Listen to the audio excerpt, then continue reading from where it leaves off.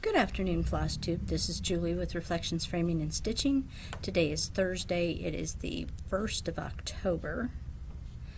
Wow. And this is Chart of the Day video number 84. Welcome. How are you? Are you surprised to see me 2 days in a row? This is actually the third video in 24 hours. You're going to get sick of me, I think. It's a beautiful day out.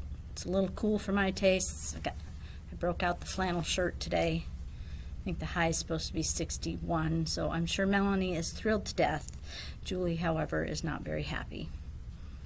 But I hope it's a beautiful day where you are. Let's see. What do I know? Not much since yesterday.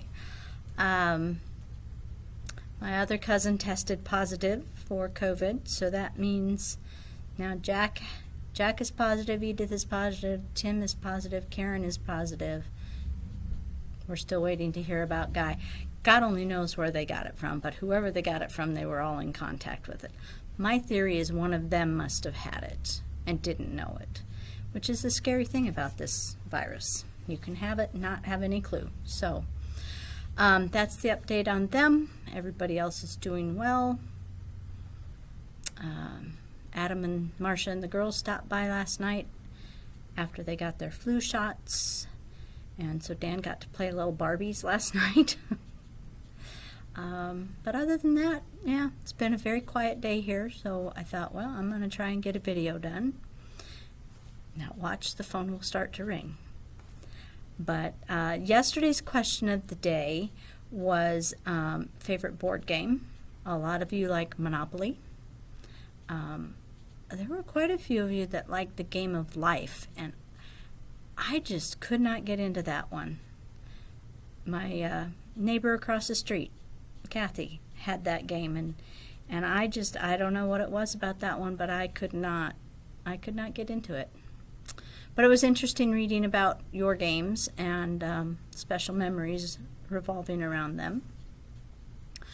Today's chart of the day is from Artful Offerings, which I have done a couple of theirs in the past, but this one it's not a new one. It's an older one. I think it's from 2018.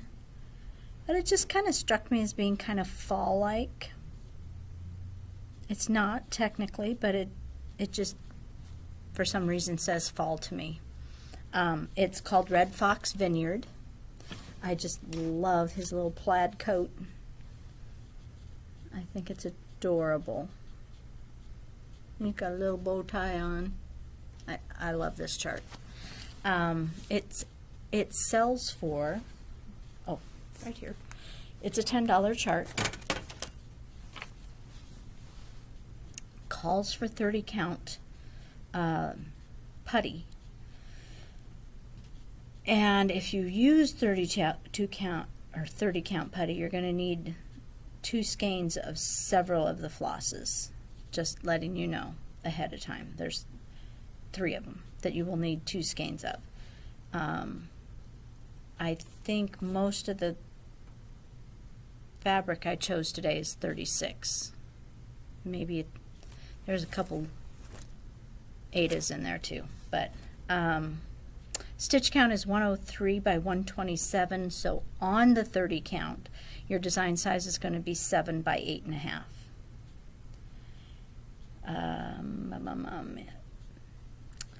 She says, bonus, follow easy directions and diagrams to make a dashing pillow or frame it. So she must have finishing instructions in here somewhere. Yep. There's finishing instructions. So you should be able to finish it yourself if you follow the directions. Calls for 30 count putty. This is 36 count putty, which is a very green colored fabric. And these are the called for flosses, except it does call for mascara, Weeks Dye Works mascara. I'm out, and really it looks just like 310, so why not use 310? So those are your colors on putty, which looks very nice. This was an easy one to find colors that look good for some reason. This is a 16 count Oaken. It's an Ada from Picture This Plus. And all the colors would work nicely on there.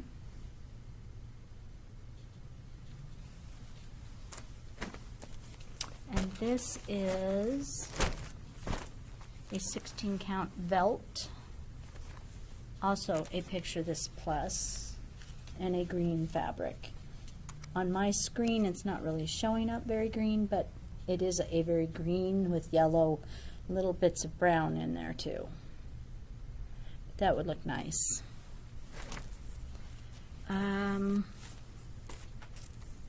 This is 32 count vintage cedar plank, which gives it an entirely different look.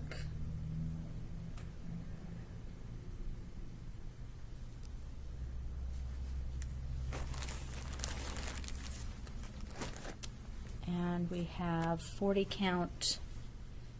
Okay, I lied when I said they were all 36. Sorry, they're not. This is 40 count straw from Weeks Dye Works. That would look good on there too.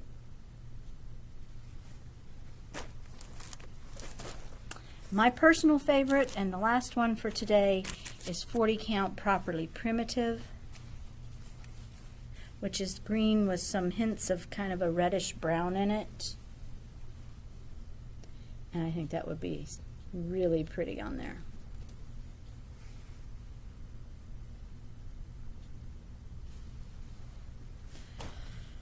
So that is your chart of the day with your fabric choices. I hope you enjoy it. I think that's a cute stitch. Me personally, the purple, which is, what is that?